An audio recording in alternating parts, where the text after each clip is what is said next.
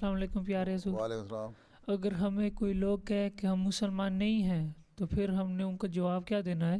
ان سے کہو مسلمان کی تعریف کیا ہے. تم اس سے پوچھو، اگر کوئی مسلمان تمہیں کہتا ہے ہاں جی. تو اس سے پوچھو پیارے حضور، میں اپنی دنیاوی تعلیم کے ساتھ ساتھ جماعتی کتابوں کو کیسے پڑھ اور سمجھ سکتا ہوں، اور میں کس کو زیادہ ترجیح دوں؟ دن میں کتنے گھنٹے ہوتے ہیں؟ 24 آورز. 24 آورس. جی جی. اینڈ تم 6 گھنٹے سوتے ہو. 6 گھنٹے بہت ہیں نا. 2 گھنٹے تم کھانا پانے میں لگا دیتے ہو. 8 گھنٹے ہو گئے. نماز پڑھو، نماز وغیرہ پڑھتے ہو. اگر تم بہت اچھی طرح نماز پڑھتے ہو تو 2 گھنٹے میں زیادہ نماز پڑھ لیتے ہو گیا. بل تو مجھے پتہ ہے آدھے گھنٹے میں پڑھ لیتے ہو 5 نمازیں ہیں. ٹھیک ہے. ٹھیک ہے. اگر دل لگا کے پڑھو تو 2 گھنٹے لگتے ہیں. اچھا ٹھیک ہے. 10 گھنٹے ہو گئے. ٹھیک ہے. باقی 14 گھنٹے رہ گئے. یونیورسٹی میں تم جاتے ہو آتے ہو، تم کمیوٹ کرتے ہو کہ 2 گھنٹہ کا سفر کرتے ہو. آدھا گھنٹہ. آدھا گھنٹہ. جی. آدھا گھنٹہ جانے کا، آدھا آنے کا، 1 گھنٹہ ہو گیا. جی. یونیورسٹی میں میکسیمم 6 آورز ہوتے ہیں، اور وہاں آنے کے بعد تم پڑھنے کا شوق ہے، تم پڑھ بھی لیتے ہو، 2-3 گھنٹے پڑھ لیتے ہو. ٹھیک ہے. تو 6 اور 9 اور 1 10 ہیں 10 آورس. تمہارے پہ 4 آورس ہیں، تو تم اس میں 1 گھنٹہ بھی نہیں نکال سکتے 24 آورس میں سے. صبح نماز پڑھتے ہیں نا فجر کی وقت پہ. جی جی حضور. نماز پڑھنے کے بعد کم از کم 3-4 رکوع قرآن شریف کی تلاوت کرو. اینڈ اسی وقت تم اگر وقت ہو تو 15-20 منٹ، آدھا گھنٹہ پڑھ لو. نہیں تو رات کو سونے سے پہلے اس میں ہیبٹ بنا لو کہ میں نے آدھا گھنٹہ کوئی کتاب پڑھنی ہے جو لٹریچر ہو جماعت کا، یا کوئی کتاب حضرت مسیح علیہ السلام کی، یا حدیث، یا قرآن کریم کی تفسیر. اس طرح تم اگر پڑھو تو نکل سکتا ہے وقت. اگر نکالنا ہو تو لوگ پڑھتے ہیں، اس طرح کرتے ہیں. اور اگر تم کہو میں تھک گیا، پڑھائی کر کے تھک گیا، تو اس کا مطلب تمہاری پہلی پریفرنس جو ہے وہ دنیا ہو گئی، دین سیکنڈ پریفرنس چلی گئی. میں پہلے بھی کئی خطبے دے چکا ہوں. کل بھی میں نے یہی کل تقریر سنی تھی نا میں نے. جی حضور. اس میں بھی یہی ہے کہ پریفرنس تمہاری ہے. پریفرنس آرڈر بناؤ اور ایک اپنا چارٹ بناؤ پراپر ہے اپنی زندگی کو ریگولیٹ کرنے کے لیے. ٹھیک ہے. ٹھیک ہے حضور. جب زندگی ریگولیٹ کرنے کا طریقہ ایک ہی ہے کہ آپ نے کہا پلان ہو. ٹھیک ہے. ٹھیک ہے حضور. پورا پلانر بنا ہو اگر آپ انسان کا ہے تو وقت نکل سکتا ہے. آدھا پونا گھنٹہ بھی نکالو اگر، چلو اس عمر میں وہی کافی ہے تمہارے لیے. اور ایسا ایسا پھر شوق پیدا ہوگا، بڑھتا جائے گا. اور ویکینڈ پہ جہاں تم خدا ملیہ کا یا جماعت کا کوئی کام کر رہے ہو اگر، تو وہاں 2 گھنٹے بھی دے سکتے ہو اسٹڈی کرنے میں، لٹریچر پڑھنے میں. ایک انٹرسٹ ڈیولپ کرنے کی بات ہے نا.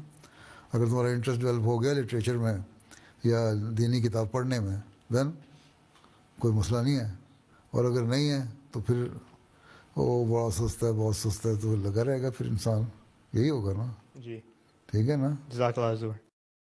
میرا سوال ہے کہ کچھ لوگ کہتے ہیں کہ ہم صرف صاف بات کرتے ہیں چاہے کسی کو بری لگے یا نہیں، اور کئی دفعہ ایسی بات کہہ دیتے ہیں جس سے دوسرے کو بہت تکلیف ہوتی ہے. حضور کیا یہ طریقہ درست ہے؟ بات یہ ہے کہ صاف بات کہنا تو یہ تو کوئی کمال نہیں ہے. جو عرب کے بدو تھے وہ بھی صاف بات کرتے تھے. ان کو کیا کہتے ہیں ہم؟ بدو اور جاہل اور جنگلی کہتے ہیں نا. ٹھیک ہے. ان کو کوئی پڑھا لکھا تو نہیں کہتے. ٹھیک ہے. سمجھ آئی؟ وہ بدو جو حضرت عمر کا کپڑا آگے کھینچ لیتا تھا، اس کو یہ تو نہیں کہتے بڑا عظیم صحابی ہے وہ. اس کو یہ کہتے تھے جاہل اور پاگل آدمی ہے جس نے اس طرح حرکت کی ہے. یہ تو حضرت عمر کا حوصلہ ہے یا نیک لوگوں کا حوصلہ ہے کہ اس کی اس قسم کی حرکتیں برداشت کر لیتے ہیں. یا حضرت صلی اللہ علیہ وسلم کے گلے میں چادر ڈال کے کھینچنے لگ گیا تو یہ کوئی عقل والی بات کی تھی؟ اس نے پاگل والی بات ہی کی تھی نا. لیکن حضرت صلی اللہ علیہ وسلم نے برداشت کیا.